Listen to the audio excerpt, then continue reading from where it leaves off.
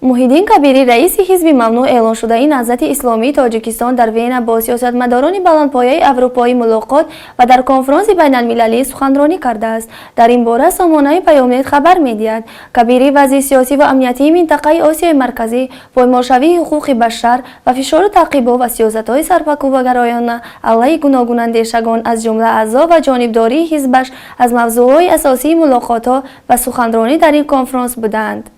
сиёсатмадор ба таври мисол аз кишварҳои минтақа афзудааст, ки саркӯб кардани мухолифин ва гуногунандешагон ба баҳонаҳои гуногун як шеваи маъмулӣ дар давлатдории ин кишварҳо гаштааст, ки мутаассифона кишварҳои пешрафта ва созмонҳои байналмилаливу минтақаӣ ба хотири манофеи худ онро нодида мегиранд.